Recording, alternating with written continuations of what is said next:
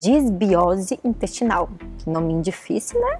Eu trouxe a especialista no intestino, a parte nutricional do intestino, que é a Thalita. Tudo bom, minha prima? Tudo bem. Rola muita pergunta? Rola bastante. Tem gente que acha nós muito parecida, né? É. Já me confundiram. Você é filha do Julião? Não, eu sou filha do Firmino. Mas somos primas e a Thalita é uma expert em saúde gastrointestinal. E o que é a disbiose intestinal? Então, Thaisa, nós temos trilhões de micro-organismos que vivem no nosso corpo, principalmente no nosso intestino. E disbiose é quando a gente tem um desequilíbrio dessa população que vive dentro do nosso intestino. E é comum?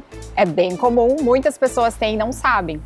Então, se a gente for falar um pouquinho assim, quais são os sintomas da disbiose, para que as pessoas já comecem a ficar ligadas?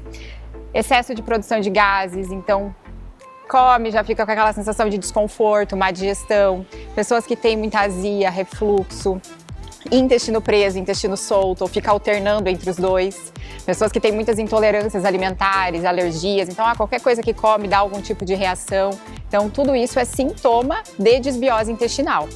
E eu vi que você tem um foco super legal na nutrição, que é essa saúde gastrointestinal, né? De onde que veio esse foco bem diferente para a parte de nutrição? Pelo menos eu nunca tinha visto. Pois é, então, através dos estudos, estudando, né? Então, a nutrição funcional, a gente já de cara, quando a gente vai fazer a pós-graduação em nutrição funcional, que é uma das minhas especializações, a gente estuda o intestino. E aí, estudando o intestino, a gente começa a ver que tudo começa ali. A maioria dos desequilíbrios das doenças que as pessoas têm começam por conta dessa disbiose. Então, as pessoas começam a se alimentar de forma errada, né? Comer mais comida industrializada. O estresse é algo que afeta bastante a saúde do intestino e bagunça essa microbiota. Excesso de medicamentos, produtos industrializados, aditivos químicos, agrotóxicos, tudo isso bagunça. E aí, se a gente não trata o intestino, primeiro, às vezes a gente não consegue tratar um hipotiroidismo, não consegue tratar, às vezes, uma rinite, uma dor de cabeça, uma sinusite, uma alteração no fígado. Tudo tá associado, então? Tá tudo associado, Thaisa. Incrível. Tudo associado. Então, tudo começa ali. Porque você imagina o seguinte, tudo que a gente come vai passar pelo teu sistema digestivo, teu estômago vai fazer a digestão. Se o teu estômago já não tá digerindo bem, aí já chega alimento mal digerido no seu intestino. Aí a pessoa já fica com gases, com distensão e tudo mais. E se ela fica insistindo em comer, às vezes, aquilo que ela não consegue digerir muito bem ou não melhora essa saúde do estômago, fica tudo bagunçado ali. E aí essa disbiose, ela vai gerando uma inflamação ali no intestino. Então é uma inflamação de baixo grau, assim, uma inflamação, a pessoa consegue conviver com ela por muitos e muitos anos, mas essa inflamação, o que ela causa? E isso hoje é considerado, assim, a raiz realmente de muitas doenças de saúde. Pensa o seguinte, uma peneira. Então, o nosso intestino, ele tem uma barreira, né? A mucosa, ela é a nossa barreira de proteção. Então, tudo que cai ali, o intestino que é bom, ele vai absorver, que é os nutrientes. E o que é ruim é pra gente eliminar pelas fezes.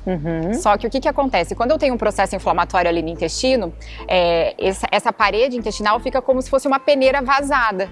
E aí fica entrando pra dentro do nosso sangue não só nutriente, mas toxinas, substâncias ruins. E aí isso cai no nosso sangue, vai gerando processos inflamatórios no corpo todo e levando a vários problemas de saúde. Então todas as ites que a gente tem por aí, gastrite, sinusite, rinite, enfim, artrite, tudo isso começa com um processo inflamatório no intestino e que vai se exacerbando para o corpo como um todo. É que eu já ouvi falar, a pessoa fala assim, eu tinha rinite alérgica, parei de tomar leite, sarou minha rinite. Né? Mas é tipo, ô louco, mas tá lá, tá aqui, né? Então pra ver como tem associação. Porque o que acontece? Às vezes a pessoa tem uma intolerância à lactose ou tem uma alergia à proteína do leite e ela consome aquele alimento gera um desequilíbrio na microbiota, aquela microbiota desequilibrada inflama ali aquela região e as mucosas do nosso corpo se comunicam, né? Então a mucosa do intestino se comunica com a mucosa da narina. Então, aí por isso que a rinite está associado com isso. E não só pode ser por conta do leite, mas às vezes outro alimento que a pessoa tem alergia ou uma intolerância. Ao glúten, por exemplo, também pode gerar essa inflamação e gerar esses sintomas também. Candidíase, por exemplo, que é um problema muito comum e que se trata às vezes só com medicamento, a gente tem que tratar a saúde intestinal para melhorar de um quadro de candidíase, de infecção urinária, por exemplo. Que não está acontecendo no intestino, mas que tem que tratar ali, senão a pessoa toma um remédio, logo depois ela volta para o mesmo problema se ela não tratar a raiz, que é e aí vem raiz aquele do questionamento. problema. Então, quando a pessoa procura ajuda para fazer um tratamento da disbiose intestinal, então sempre surgiu algum clique? O ideal seria, porque assim, muitas pessoas têm e não sabem que tem, às vezes até se acostumam, né? Então, tô com gases, daí vai lá, toma um remedinho, ou tô com dor de cabeça, vou lá, tomo um remédio, e não associa que isso pode estar vinculado desequilibrado, né? Então todo mundo precisaria fazer, né? E dentro do consultório, o que eu faço? O tratamento se chama modulação intestinal. Através da dieta, de suplementações, a gente consegue reequilibrar essa microbiota para que a pessoa pare, né, de ter esses sinais e sintomas.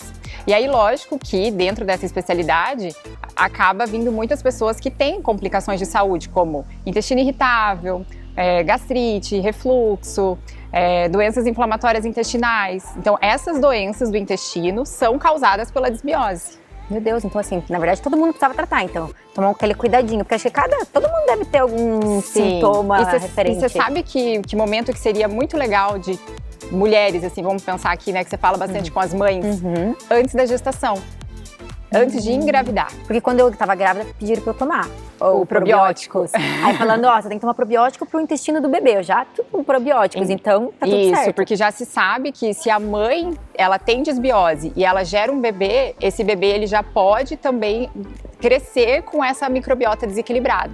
Então, quando a mãe cuida da microbiota dela, que é dessas bactérias intestinais antes da gestação, ela tem uma gestação saudável, aquele bebê, ele tem muito mais chance de não ter essas alergias alimentares, de ter uma imunidade também, porque o nosso intestino tem total relação com o nosso sistema imunológico.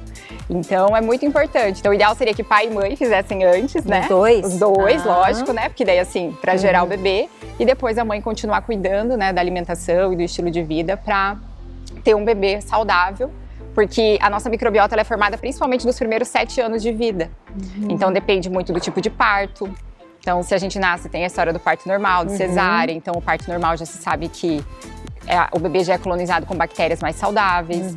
Se a criança mama no peito, né? Então isso também já vai trazer. O leite ele tem bactérias boas que vão colonizando, né, o intestino do bebê. Quanto mais contato, então mais. Quanto mais contato com terra, com idosos, com cães, gatos, é muito importante isso. Os estudos já trazem isso também, que aquela criança numa bolha, né, que fica numa bolha acaba não tendo uma microbiota tão saudável. Então é importante ter esse contato, né, com diversos meios assim para ir colonizando aquele bebê e cuidar muito da alimentação, porque o que mais influencia a microbiota é o que a gente come. Porque tudo que você come vai chegar ali no seu intestino e vai encontrar as bactérias e os bichinhos que estão ali. Mas a questão da importância que tem desde o bebezinho lá, que às vezes a gente não dá tanta importância, se preocupa com outras coisas, outras vitaminas, né? E não se atém que tá muito importante você pensar nisso desde sempre, né? Então, por isso a questão da ingestão das frutas, das verduras, dos legumes, né? Porque as fibras, por que se fala tanto das fibras, né? Então, as fibras aumentam as boas bactérias. Quando você toma um probiótico, você tá tomando já a bactéria ali para ajudar ali na restauração da microbiota. Mas é importante a gente dar o alimento senão não tem que comer da bactéria também, né? Boa, para que ela se prolifere mais ali. Então, se a gente come mais açúcar, bebida alcoólica, comida industrializada, tudo isso vai desequilibrando e pode fazer crescer bactérias que são até ruins para a nossa saúde. E aí, por isso que essas bactérias ruins vão gerando essas inflamações e acarretando em problemas de saúde. E se acender qualquer alerta desse, então procurar uma consulta com a doutora Thalita. O ideal, sim. Então, qualquer alerta, qualquer sintoma que a pessoa tem ali de desconfortos gastrointestinais, vale a pena. E se ela tem, às vezes, outros sintomas que eu coloquei aqui, outros problemas de saúde, já tentou tratar de outras formas e não resolveu, quem sabe olhar para a saúde intestinal seja um passo importante. Caminho. Obrigada, adorei o bate-papo. Até eu agora vou começar a olhar com outros olhos. Obrigadão. Obrigada a você, Thaís.